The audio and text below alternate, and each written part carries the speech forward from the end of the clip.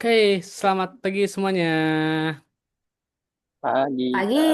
Pagi. Pagi. Ya, halo semua.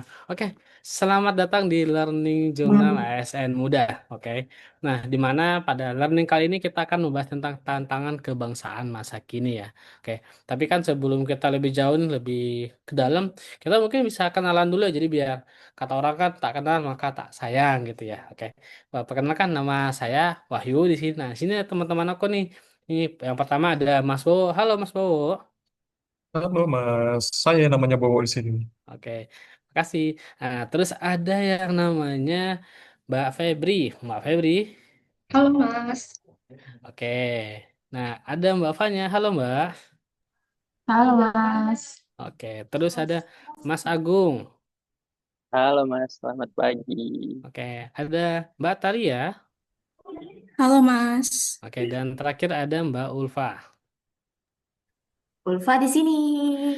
Oke, terima kasih semuanya. Nih, ini adalah teman-teman yang akan membahas bareng kita ya. Oke. Nah, di sini kita akan membahas sesuatu yang lagi hangat, lagi happening banget nih. Contohnya adalah di isu kontemporer ya, guys. Nah, tapi kan masa kita bahas isu kontemporer, tapi kita nggak tahu nih isu kontemporer itu apa. Mungkin kalau secara singkat, isu kontemporer itu kan lagi happening ya, sesuatu yang lagi banyak dibahas oleh orang-orang, itu namanya isu kontemporer. Tapi mungkin aku pengen tahu sih sebenarnya, kalau yang lain itu sebenarnya apa sih arti dari isu kontemporer menurut kalian? Mungkin bisa dimulai dari mungkin Mbak Mas Bowo mungkin ada pandangannya gitu. Sebenarnya apa sih itu? Kalau aku sih lebih ke simpel ya Mas ya. Karena kalau untuk Gen Z ini ingatnya panjang-panjang pasti lupa. Kalau bagi aku sih isu kontemporer itu isu yang mengganggu stabilitas negara. Di sini nih ada tiga garis besar seperti politik, ekonomi, dan sosial. Kalau politik itu black campaign, seperti ada kampanye-kampanye yang sebelum masa pemilu, kemudian ekonomi seperti korupsi, kemudian ada sosial seperti kesenjangan antara si kaya sama si miskin. Mungkin itu sih Mas menurut aku Mas. Oh gitu. Mungkin ada yang lain. Mungkin Mas Agung pandangannya beda kali. Isu kontemporer itu apa?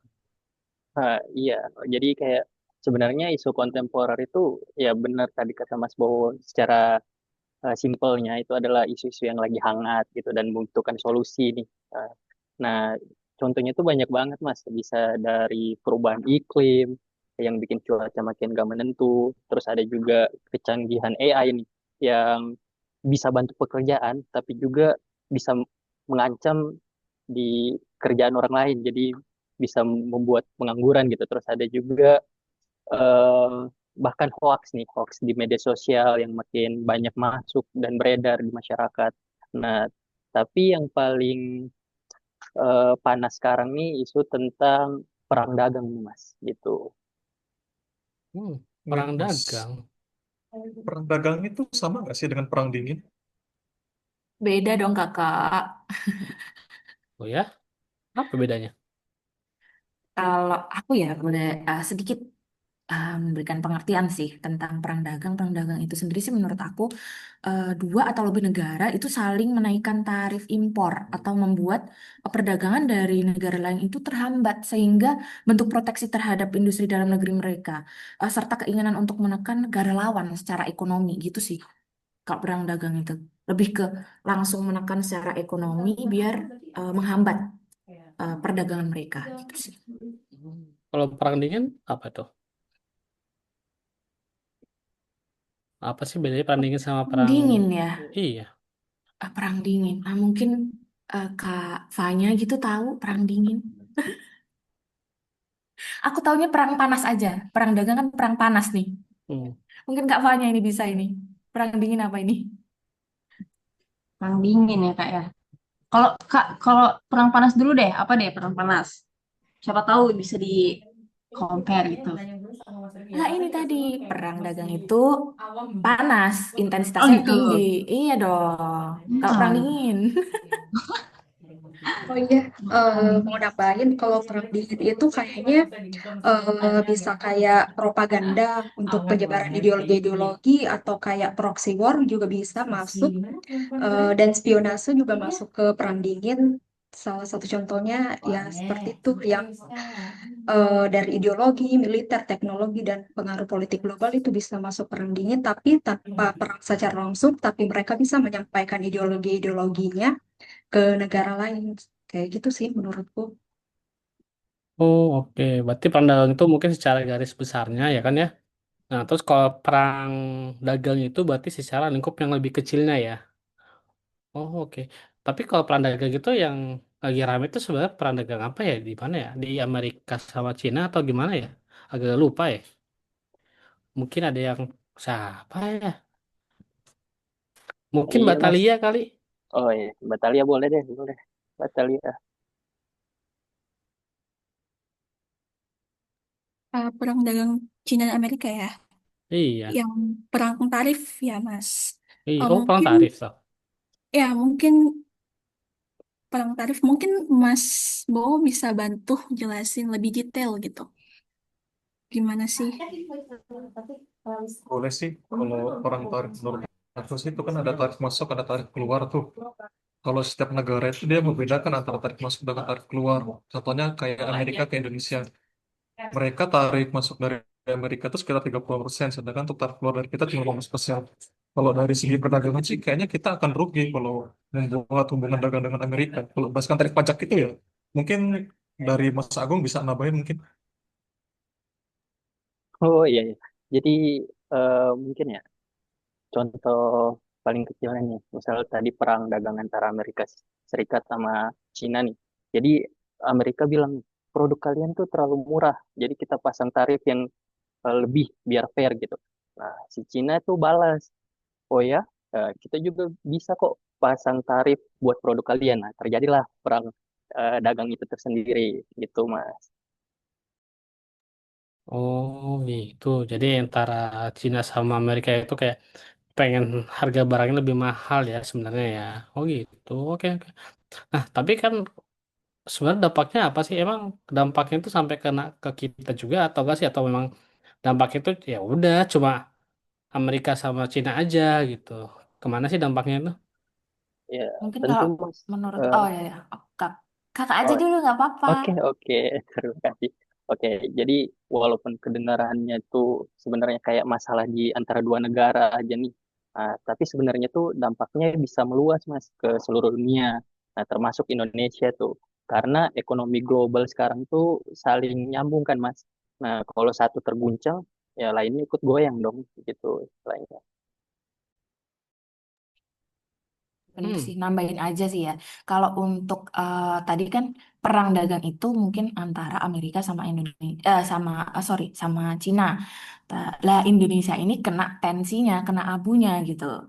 Uh, jadi ikut kena panasnya juga.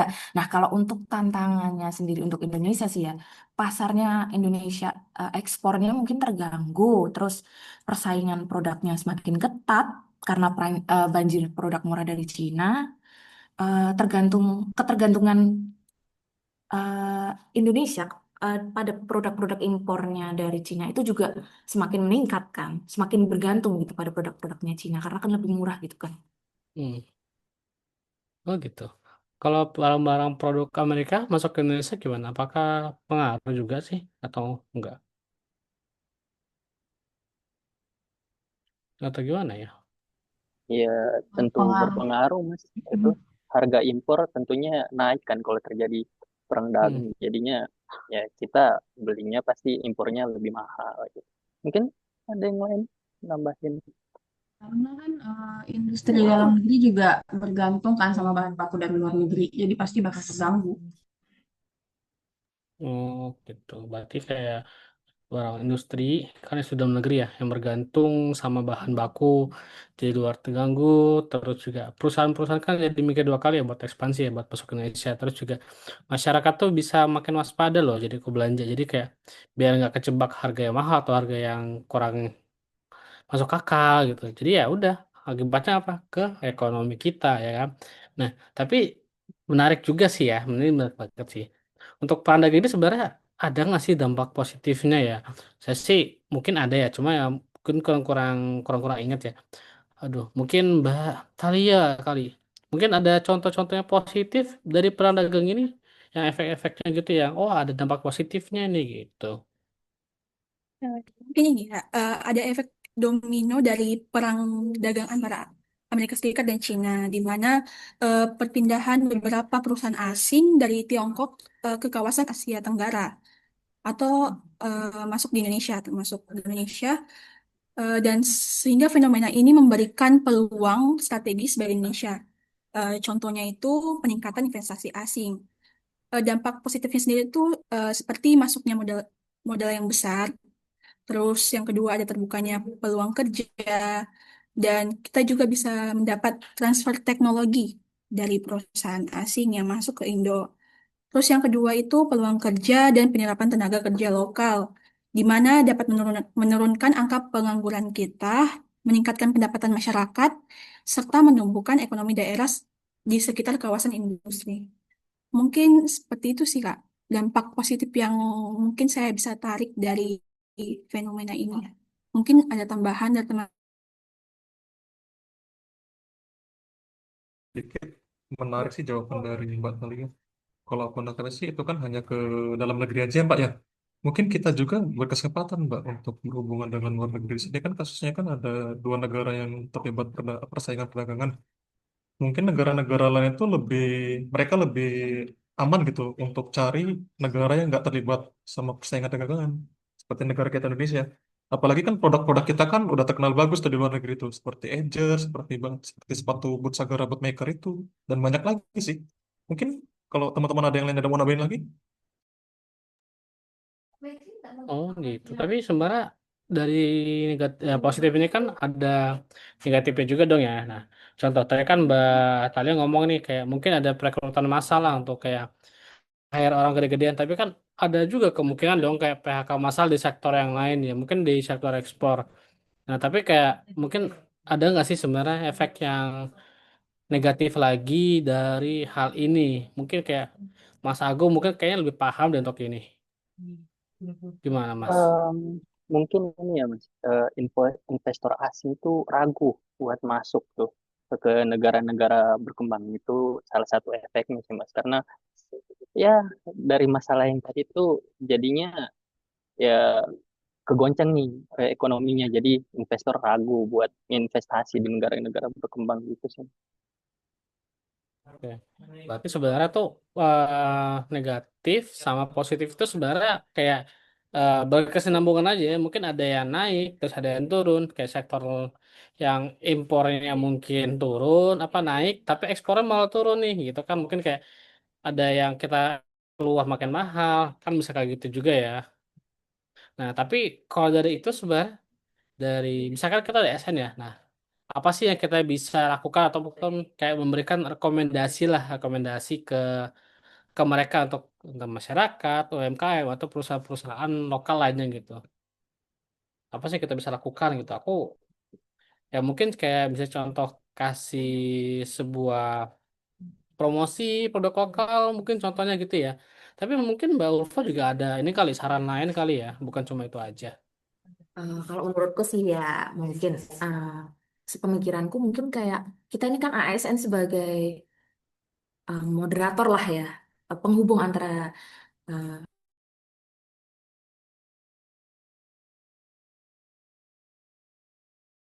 yang adaptif terhadap dinamika global. Jadi kalau untuk yang ini tuh, jadi kita tuh bisa kayak lebih mementingkan di masyarakatnya tuh gimana sih. Jadi kan kita harus nyusun kebijakannya ini lebih baik lagi gitu. Kalau selain itu juga memperkuat daya saing ekonomi lokal dalam artian UMKM, industri manufaktur maupun digital gitu sih. Oh, oke. Berarti kalau lebih seperti itu ya untuk apa peran kita ya. Nah, tapi kalau kayak gitu yang diuntungkan siapa sebenarnya? Apakah emang sekedar perusahaan lokal aja kah? Atau mungkin negara? Atau mungkin ada masyarakat yang untung dari hal ini? 50-50 kali ya. Mungkin 50-50 sih ya. Tergantung dari sudut pandang mana kita melihat. Dari sudut pandang pemerintah kah? Dari sudut pandang masyarakat kah? Dari sudut pandang eh, dari yang lain kah? Gitu mungkin ya. Mungkin ada yang bisa menambahi. Kak Feby mungkin bisa. Kita bisa mendorong melalui kampanye-kampanye publik, mungkin untuk mengedukasi masyarakat tentang apa dampak dari perang dagang yang ini terhadap efeknya ke Indonesia. Mungkin mereka bisa meningkatkan kualitas untuk bersaing sama negara-negara lain untuk mengekspor produk-produk mereka. Mungkin seperti itu, Kak. Menarik juga, menarik juga. Tapi kalau untuk kita sendiri nih, kita ada perlu kita perlu melakukan adaptasi nggak sih sebenarnya untuk kayak menghadapi dari perang dagang ini ataupun kayak isu-isu ini, entah informasi atau mungkin kayak belajar, ada nggak sih kita yang harus kita lakukan? Iya, Mas. Ya, tentu di dunia yang isu kontemporer sekarang kan kayak banyak banget nih hal-hal atau isu-isu yang lagi hangat nih. Nah, kita sebagai ASN itu harus aktif berpikir nih, Mas. Bukan pasif nih nunggu pemerintah. Jadi kita harus tetap kembangin diri, jangan takut dengan perubahan, tapi kita harus adaptif terhadap perubahan itu untuk cari solusinya gitu, Mas. Terus kita juga harus berani bersuara nih kalau misalnya ada kebijakan atau apa yang mungkin bisa diperbaiki kayak gitu.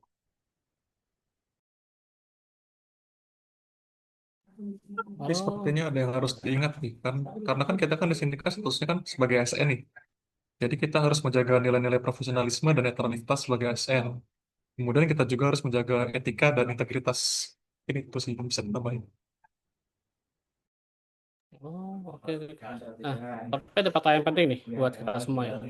Bisa nggak sih kita bantu masyarakat menghadapi isu ini? Coba gimana menurut kalian? Bisa, Pak. Bisa? Pasti Gimana? bisa, harus bisa. Gimana? Gimana? Gimana? Harus. Gimana?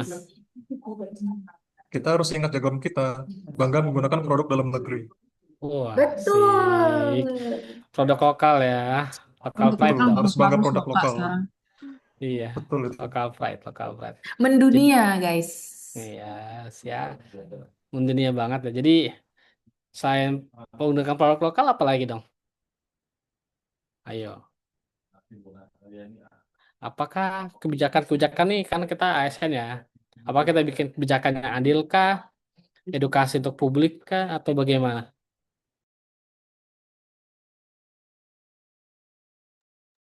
Mungkin Kalau yang tadi mengedukasi sih. sih, Heeh. Ayo Kak. kalau mengedukasi sih sekarang kan udah makin simpel nih karena perkembangan zaman dan teknologi. Kita mengedukasi tidak secara langsung sekarang, bisa lewat sosmed, bisa lewat dan lain-lain, lembaga sosial yang lain. Itu sih Mas. Jadi kalau untuk ke edukasi ke masyarakat sih harusnya tersampaikan sekarang.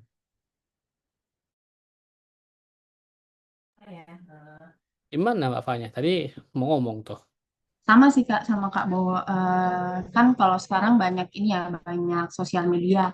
Kita juga pasti pakai Instagram, kita juga pasti pakai TikTok. Jadi selain kita gunakan untuk mungkin bertukar informasi sama teman-teman atau mencari informasi, kita juga bisa mengedukasi lewat sosmed-sosmed itu. Jadi konten-konten yang kita buat juga bisa bermanfaat untuk orang lain seperti itu. Oh, oke, oke, oke. Nah, ini terakhir. Kira-kira ya, kita kan ada isu-isu banyak banget nih. Kayak mau diapakan sih isu-isu kontemporer ini? Terus sikap kita juga ke depannya ini bagaimana? Mungkin kayak ya apakah aktif saja tidak ada perubahan atau bagaimana? Mungkin ini karena pertanyaan terakhir ya, kita bisa satu-satu ya dari mungkin bisa dari Mas Bowo dulu. Silakan. Oke Mas, kalau dari perdagangan ini sih yang harus diambil sih harus sisi positifnya selalu. Karena itu untuk bisa menentukan untuk kita, bisa menentukan untuk negara, dan bisa juga menentukan untuk masyarakat. Itu sih Mas. Yang selalu diingat harus yang positifnya. Ya, walaupun kita juga harus mengingat yang negatifnya, tapi apabila positifnya lebih menentukan daripada negatif, mungkin bisa diterima sih Mas. Terima kasih. Terus ada Mbak Talia, gimana tanggapannya Mbak tentang isu-isu kontemporer? Eh, untuk isu kontemporer itu yang harus kita lakukan sebelumnya itu pertama bisa kita petakan dan pahami dulu apa dari isu kontemporer yang ada yang tersebar. Terus kita bisa eh, menggunakan data untuk mencari kebenarannya, jangan hanya menggunakan asumsi kita saja. Terus kita harus kaji, setelah itu kita kaji lagi dampaknya bagi kita jangka pendeknya, jangka panjangnya. Selanjutnya, setelah kita temukan dampaknya, kita baik positif dan negatifnya. Kalau negatifnya mungkin kita bisa rumuskan solusi tersebut gitu. Terus setelah itu kita bisa bantu untuk komunikasikan ke publik gitu. Sebagai kita sebagai ASN bisa kita bantu sosialisasikan eh, ke masyarakat umum. Seperti itu sih Kak, mungkin kalau dari saya. Oke, berarti juga petakan, lihat dampaknya, terus juga dengan asumsi aja ya. Oke, mungkin ada Mas Agung nih. Mungkin Oke, jawabannya gimana? oke Mas, di era globalisasi kayak sekarang ya Mas ya, bela negara itu nggak selalu nih soal angkat senjata gitu. Nah, kadang bela negara itu tetap melayani dengan integritas kan di tengah dunia yang terus berubah gitu. Nah, jadi kita tuh harus dalam menyikapi kontemporer ini, kita harus bisa nih berkontribusi walaupun dari hal yang bahkan kecil nih menurut kita, edukasi keluarga ataupun mengedukasi satu UMKM itu udah langkah maju sih Mas menurutku gitu. Oh, oke, berarti tetap ke UMKM-nya gitu juga ya kita ya. Jadi membantu UMKM-nya. Oke, makasih Mas Agung.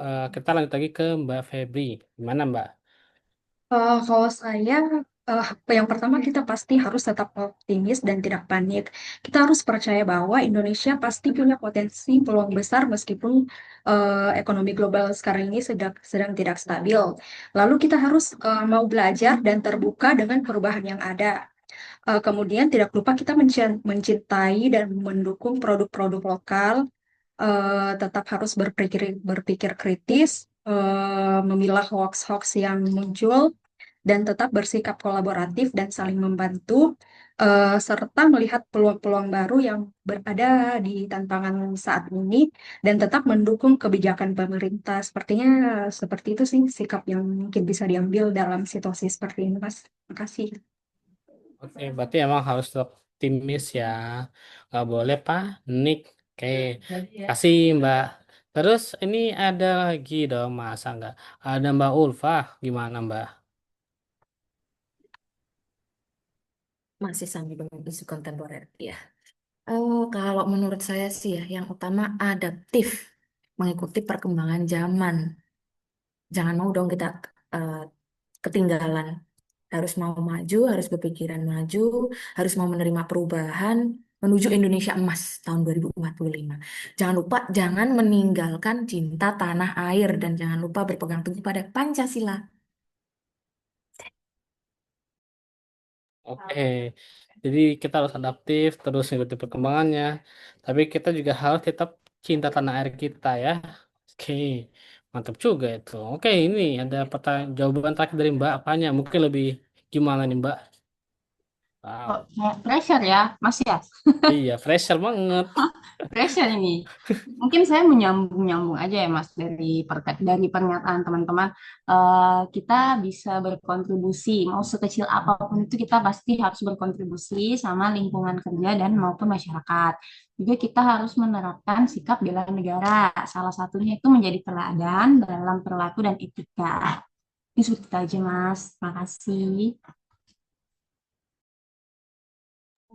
Oke, berarti kan kalau dirangkum-rangkum ya dari yang teman-teman udah sampaikan ya. Oke, tadi pertama ada dari Mas Bowo. Oke, Mas Bowo mungkin lebih fokus kayak cari yang positifnya, jangan yang negatifnya aja gitu kan. Nah, terus lanjut lagi nih, habis Mas Bowo ada Mbak Talia ngomong, ya udah dipetakan dulu nih, ini apa sih sebenarnya, terus cari datanya juga. Jangan sekedar asumsi aja. Kalau asumsi doang kan ya kita asumsi kita nggak tahu faktanya kan seperti apa. Terus juga ada Mas Agung nih, Mas Agung juga bertampak berpendapat bahwa kayak kita tetap harus bisa menggunakan UMKM kita ya. Jadi kayak jangan sampai UMKM ini dilupakan gitu ya. Oke. Nah, habis itu Mas Agung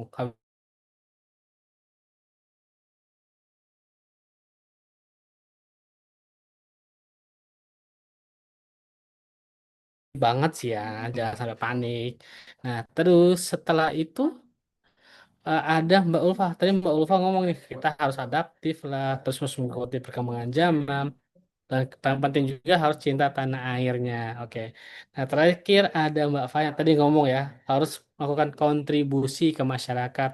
Dan juga kita harus gunakan hal itu untuk apa? Untuk bela negara kita. Oke? Sip. Nah, thank you. Oke guys, ini kan udah selesai nih. Dan itu tadi episode episode kita kali ini ya. Nanti jadi tunggu aja episode kita di lain waktu, oke? Jadi kalau kamu merasa tercerahkan atau bahkan kepikiran hal baru nih, jangan ragu buat share ke teman-temanmu, oke? Terus dengerin suara Learning Journal, suara ASN Muda. Oke, podcastnya generasi muda, birokrasi yang melek isu dan siap jadi agen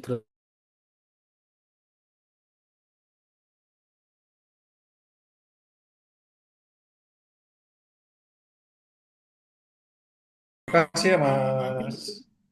perubahan.